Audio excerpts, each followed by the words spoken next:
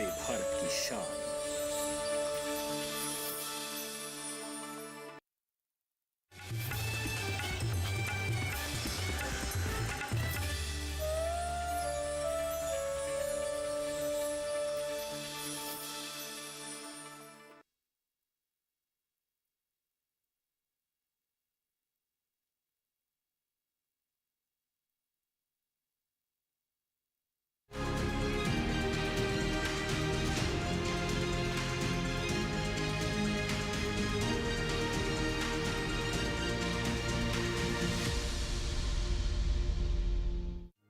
पीढ़ी दर पीढ़ी हमारे किसान अलग अलग स्पीसीज की अलग अलग वैरायटी इनको सहेज कर रखते गए और उसको विकास करते रहे। किसान की विरासत, धरती के वनस्पति संसाधन, एक अधिकार जिसका दुनिया भर के देश करते हैं सम्मान। आज भारत उन अधिकारों को दे रहा है नए मुकाम, ताकि और बढ़े किसानों की वंशागत किस्मों की पहचान का अभियान।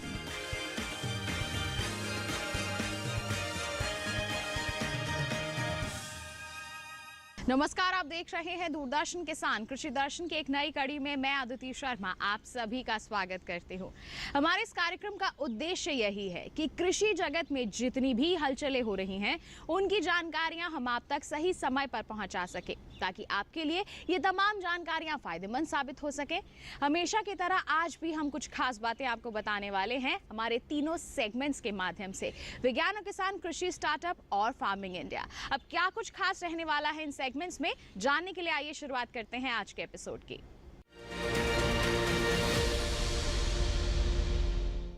आइए किसान भाइयों बहनों, सबसे पहले नजर डालते हैं विज्ञान और किसान सेगमेंट पर।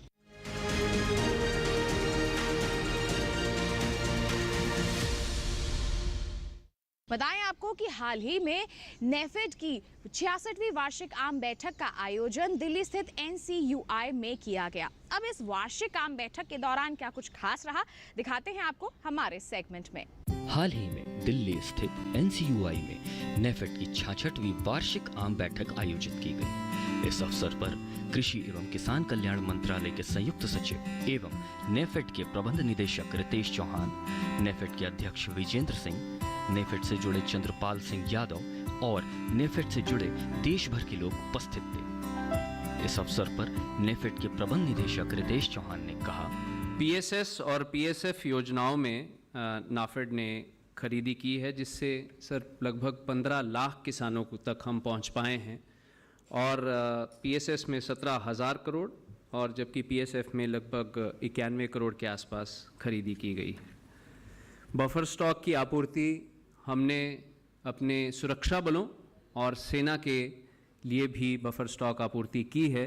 तो नाफेड एक ऐसी संस्था है जो किसान से सीधा जवान तक जुड़ी हुई है। मैं समझता हूँ ऐसा कार्य बहुत ही कम संस्थाएं इस देश में कर पा रही हैं। महिला सशक्तिकरण में हम ICDS, PDS और मिड डे मील स्कीम तक भी जाते हैं, जहां हमारी presence through out the country है। PSF में प्याज और टमाटर, जैसा आपको विदित ही है, प्याज में हम प्रोक्योरमेंट करते हैं और साथ ही साथ इस बार जब दाम प्याज के बढ़े और टमाटर के बढ़े तो सरकार के दिशा निर्देशानुसार हमने पूरे भारत में उनका वितरण किया। आज भी कई तरह के फेयर प्राइस पॉइंट्स हमने चलाकर कोशिश ये की जा रही है कि दाम जो है वो उपभोक्ताओं के लिए बिल्कुल ना बढ़ें।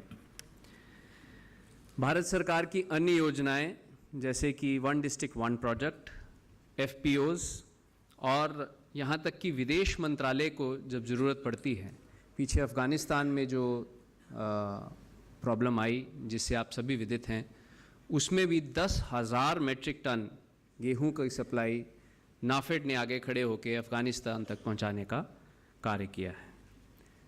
पिछले वर्ष सीड्स में हमारा पहला प्रोसेसिंग प्लांट जो है वो देवास में ऑपरेशनल किया गया है और हमारी कोशिश है कि क्वालिटी सीड्स सभी किसानों को प्राप्त हो सकें। चेयरमैन साहब ने आप सभी के समक्ष रखा पीछे ही माननीय सहकारिता एवं गृह मंत्री श्री अमित शाह जी हमारे बोर्ड में आए और उन्होंने जो डायरेक्शंस दी हैं वो मैं आप सबसे कुछ साझा करना चाहूँगा और ये भी चाहूँगा कि आप सभी का उसमें कुछ सहयोग हमें मिले। तो सहकार से समृद्धि के सपने को देखते हुए उनकी पहली बात ये थी कि 200 पैक्स नाफेड जो हैं वो आइडेंटिफाई करें जहां सरकार की सभी स्कीमों को हम पूरी तरह से ग्राउंड तक पहुंचाएं। तो मेरा आह्वान रहेगा, क्योंकि आप सभी फील्ड से आए हैं, कि ऐसे पैक्स जो हमारे साथ इस मुहिम में जुड़ना चाहेंगे उनको हम कोशिश ये करेंगे कि ज़्यादा से ज़्यादा सरकार की स्कीमें और उनका बेनिफिट जो है उन्हें मिले। अगले आने वाले 7 वर्षों में उन्होंने कहा कि ये जो 20,000-21,000 करोड़ हमारा टर्नओवर है उसको हमें टारगेट करना है कि हम 1 लाख करोड़ तक पहुंचने की अपनी कोशिश करें।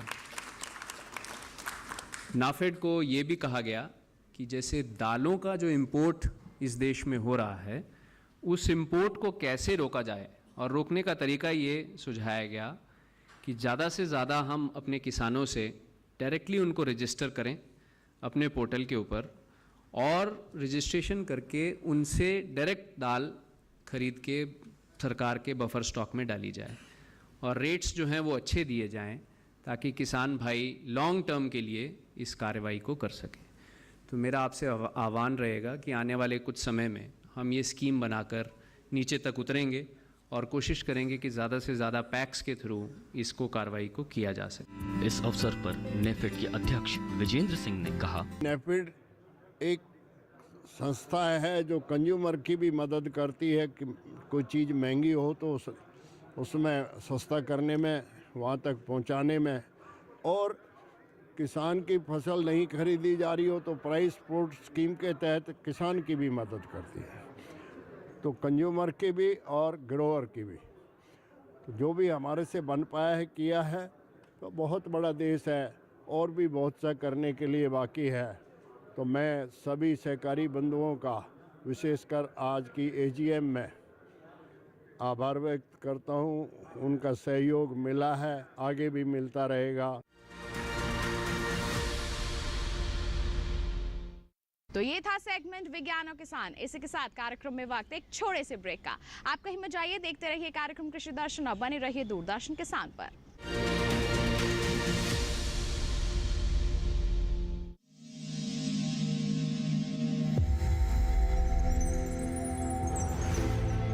आत्मनिर्भर किसान भारत की शान। उत्पादन में आत्मनिर्भर होने के साथ साथ फसल की कटाई के उपरांत उपज की हानि को रोकने, ग्रामीण क्षेत्रों में रोजगार सृजन करने और बीज से बाजार तक के विजन को मजबूती देने के उद्देश्य से 1 वर्ष पूर्व माननीय प्रधानमंत्री श्री नरेंद्र मोदी जी ने एक महत्वाकांक्षी केंद्रीय योजना एग्रीकल्चर इंफ्रास्ट्रक्चर फंड की शुरुआत की।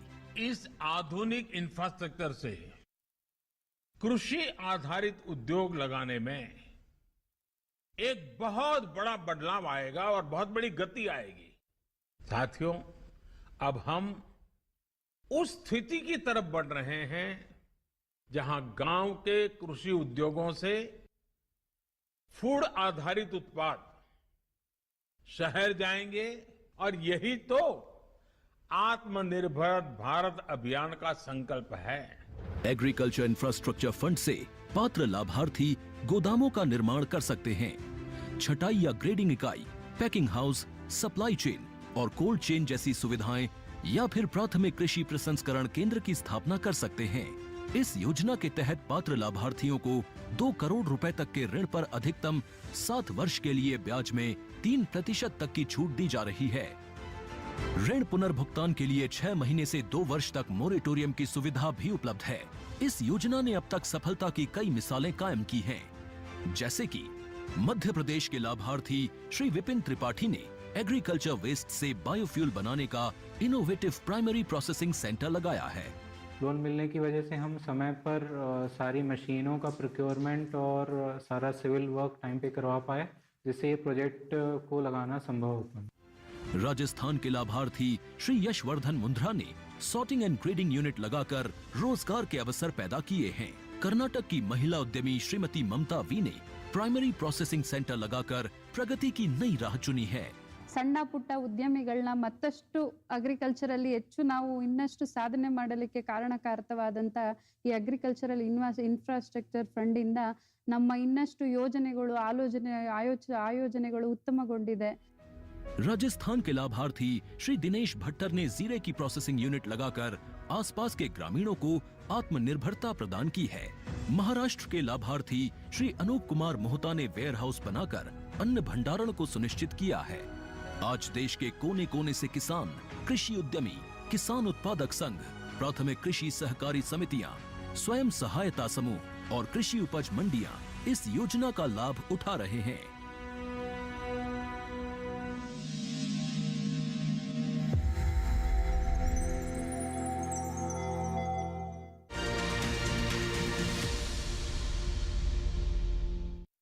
ब्रेक के बाद दूरदर्शन किसान के कार्यक्रम कृषि दर्शन में आप सभी का फिर से स्वागत। आइए अब आपको कार्यक्रम में हम दिखाते हैं हमारा सेगमेंट कृषि स्टार्टअप।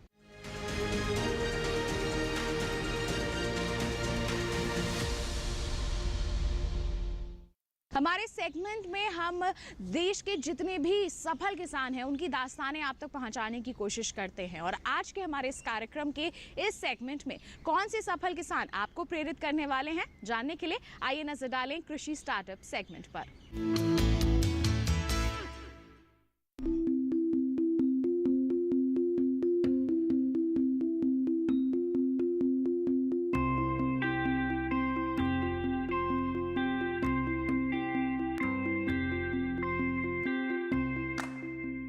मधुमक्खी पालन करने से किसानों के लाभ का दायरा बढ़ रहा है।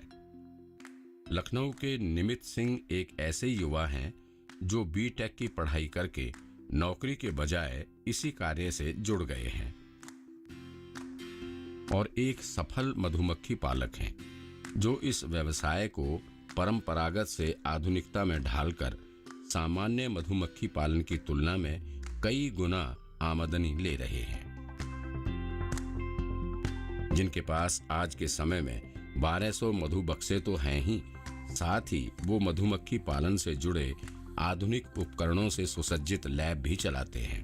इन बक्सों को लेकर ऐसे इलाके में स्थानांतरण करना पड़ता है जहां मधुमक्खियों को परागकण मिल सके, यानी उन्हें फूल मुहैया हो सके, जिस पर उनका जीवन चक्र चलता है। साथ ही कम मात्रा में सही शहद भी प्राप्त होता रहता है। खुद से जुड़े मधुमक्खी पालकों के लिए और खुद अपने शहद की अच्छी रिटेल मार्केटिंग के लिए निमित ने खुद शहद पैकिंग की आधुनिक यूनिट लगा रखी है और इस आधुनिक यूनिट में तैयार होते हैं शहद से जुड़े कई तरह के उत्पाद, जिसके लिए कई आधुनिक मशीनें लगा रखी हैं। जिसके शहद के बारे में एवं इन मशीनों और उनके काम के बारे में निमित सिंह एक एक करके बताएंगे। दरअसल बड़े पैमाने पर शहद निकालने के बाद निमित को थोक में उतनी अच्छी प्राइस नहीं मिल पाती, इसलिए वो खुद के लैब में शहद की गुणवत्ता और इसमें मौजूद तत्वों की मात्रा वगैरह की जांच करते हैं। इसमें वैल्यू एडिशन कर 16 तरह के उत्पाद बनाते हैं और इसकी पैकिंग कर खुदरा बाजार में बेचते हैं। वो बताते हैं कि एक मधु बक्से से उन्हें लगभग 10,000 की कमाई हो जाती है। मैं जो मोम निकलता है उसका उत्पाद बनाता हूँ, जो पराग निकलता है उसको बेचता हूँ, प्रपोलिस निकलता है उसको बेचता हूँ, शहद को खुद में बाजार में बेचता हूँ। तो जो मेरी मार्जिन है, प्रॉफिट मार्जिन एक तरह से कह लीजिए 4 टाइम बढ़ जाती है। निमित अपने 1200 बक्सों से साल भर में लगभग 12 लाख की कमाई करते हैं। इसमें शहद के अलावा मोम और रॉयल जेली जैसे बाय प्रोडक्ट भी शामिल है। मोम जो हमारा निकलता है उससे बनाते हैं हम मोमबत्ती। मोमबत्ती से हम के बाद जो मोम बचता है उससे हम साबुन बना लेते हैं। फिर मोम से हम क्रीम बनाते हैं। तो ये 3 उत्पाद हमारे केवल मोम के हो गए। उसके बाद हमारा दूसरा बाय प्रोडक्ट निकलता है पोलन।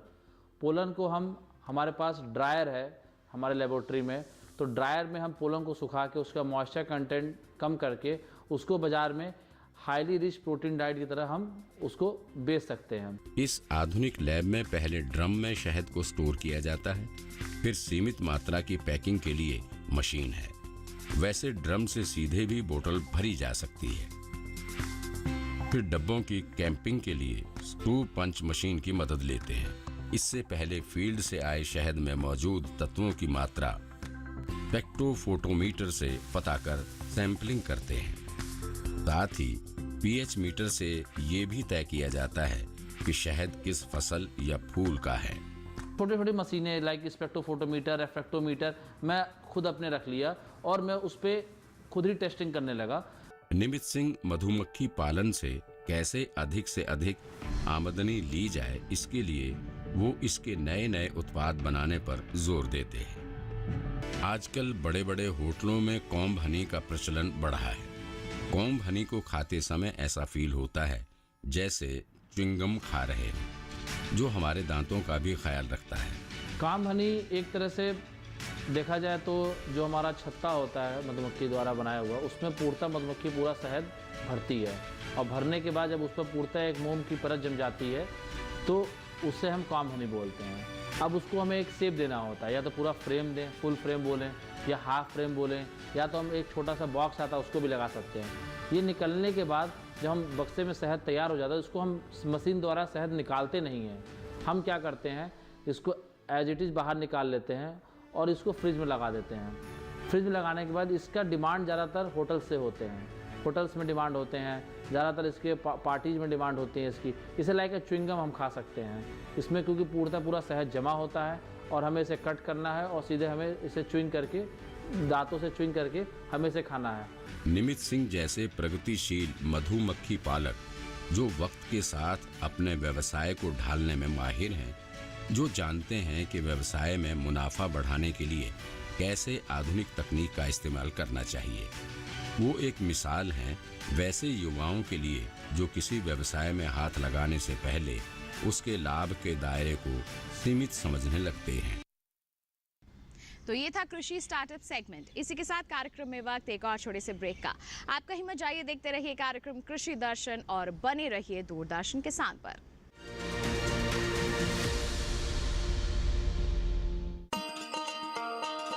किसान भाइयों गांठ बांध लो, गांठ बांध लो, बात बहुत है काम की, समृद्धि के पैगाम की। मिट्टी के मिजाज को समझो, मिट्टी के हर राज को समझो, मिट्टी की तुम जांच कराओ, मुफ्त सॉइल हेल्थ कार्ड ले जाओ। कभी मुनासिब बीज लगाओ, सही किस्म की खाद ले आओ, जितनी जरूरी उतनी डालो, सही मात्रा खुद पहचानो, इसको अपना मंत्र बना लो, मिट्टी की सेहत तो जानो। बात बहुत है काम की, कम लागत अधिक वरदान की। किसान भाइयों गांठ बांध लो, आज ही मिट्टी की जांच कराएं। राज्य सरकार के कृषि अधिकारी से संपर्क करें और मुफ्त में सॉइल हेल्थ कार्ड पाएं। कृषि और किसान कल्याण मंत्रालय द्वारा किसान हित में जारी। ब्रेक के बाद दूरदर्शन किसान के कार्यक्रम कृषि दर्शन में आप सभी का फिर से स्वागत है। आइए अब आपको दिखाते हैं हमारा सेगमेंट फार्मिंग इंडिया।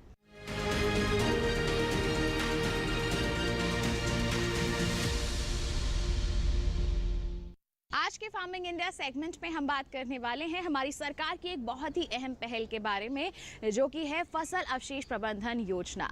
ये आज के समय की मांग है, अपनी फसलों के अवशेषों का प्रबंधन हम खेत में ही कर सके, विभिन्न तरह से इनका उपयोग कर सके। इसी उद्देश्य के साथ इस योजना की शुरुआत की गई है। अब क्या कुछ खास है इस योजना के तहत, आइए आपको दिखाते हैं।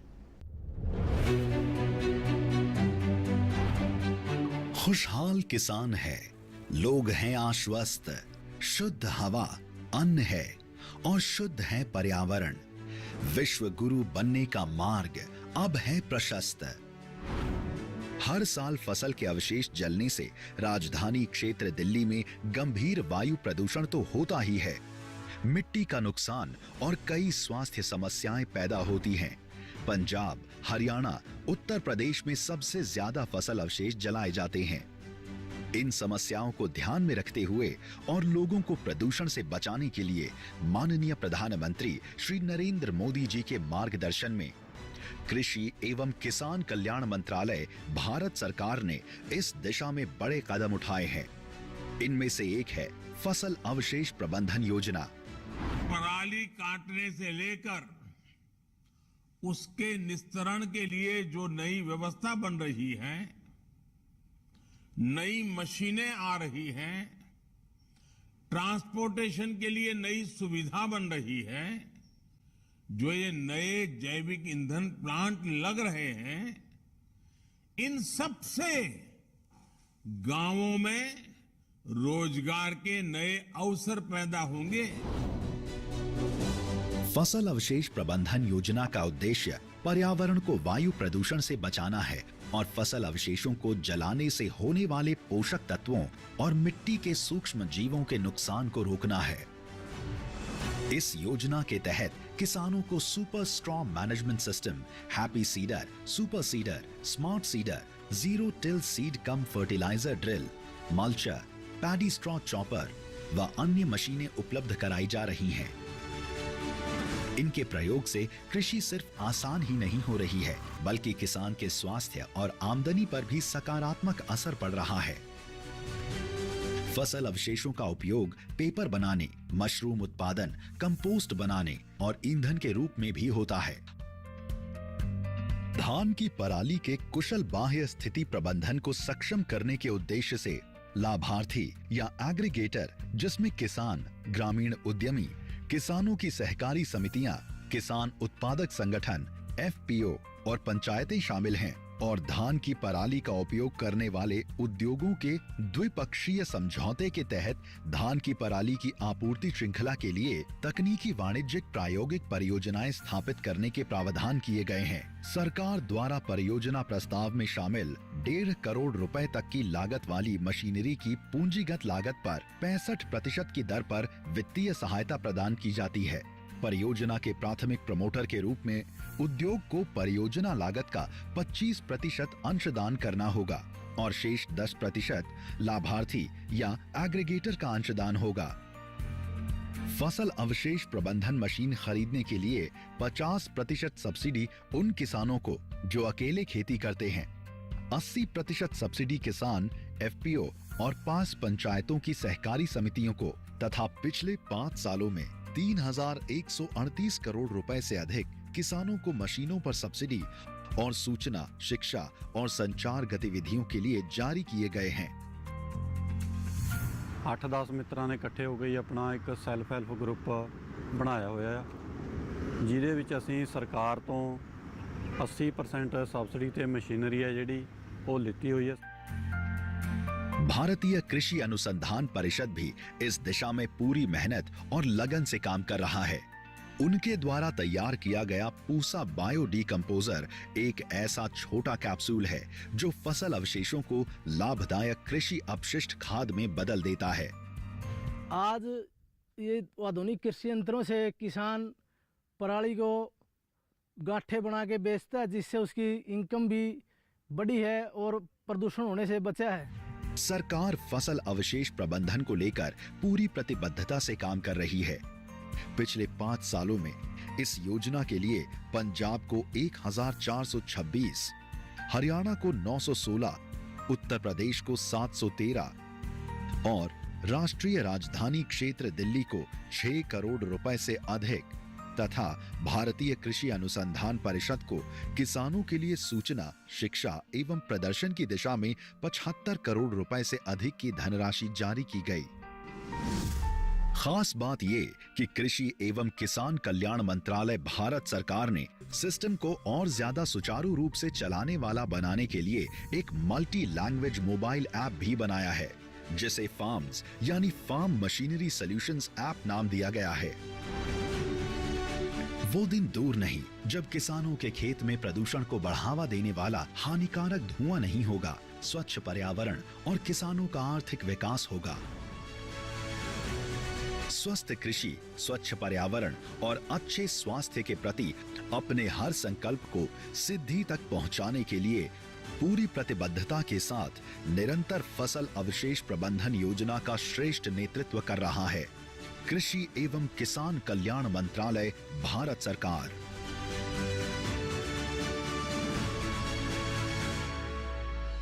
तो ये था सेगमेंट फार्मिंग इंडिया। इसी के साथ बताएं आज के कार्यक्रम में बस इतना ही। उम्मीद करते हैं जितनी भी जानकारियां आज के कार्यक्रम के माध्यम से आप तक पहुंचाई जा रही हैं सभी आपके लिए फायदेमंद साबित हो रही होंगी। साथ ही आपको बता दें हमारा ये कार्यक्रम आप दोबारा देख सकते हैं। बस करना क्या है, आपको टीवी स्क्रीन पर दिखाए जा रहे इस QR कोड को स्कैन कर लीजिए, सीधा पहुंच जाएंगे हमारे YouTube चैनल पर। इसके साथ ही आप हमसे जुड़ भी सकते हैं। ईमेल कीजिए, हमें ईमेल ID है krishidarshan@gmail.com। आप हमें पत्र भी लिख सकते हैं। हमारा पता है कृषि दर्शन, कमरा नंबर 58, CPC दूरदर्शन, खेलगांव, नई दिल्ली 110049। तो आज के लिए इतना ही किसान भाइयों बहनों। अगले अंक में हम फिर होंगे हाजिर, तब तक के लिए दीजिए इजाजत, लेकिन आप बने रहिए दूरदर्शन किसान पर। नमस्कार।